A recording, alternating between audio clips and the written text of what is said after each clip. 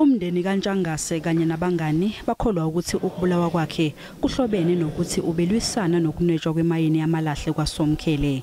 UNtshangase ube yiphini likasihlalo wenhlangano uMfolozi Community Environmentalist Justice nokuyinhlangano ebilokhu ibamba impikisho yokulwisana nokwelula kwalemayini.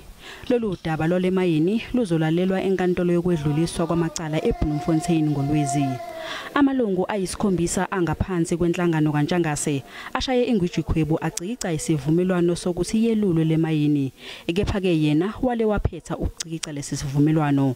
Ubulawe emva kosuku nje enqabile ukucikica.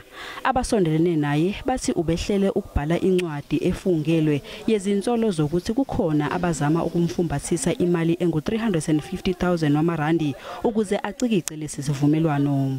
Size la sizothi kumndeni wakaNtshangase sinani thina esingama activists sizoqhubeka sibe nani siyazi futhi nokuthi le struggle siyafana nalesa sexolobeni la kwashona khona uBazuka up to today akho umuntu oboshiwe.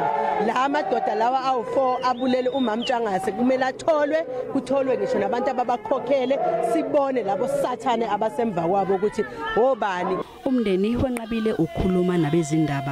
UNtshangase ushiye emhlabeni indodakazi yakhe kanye nabazukulu ababili.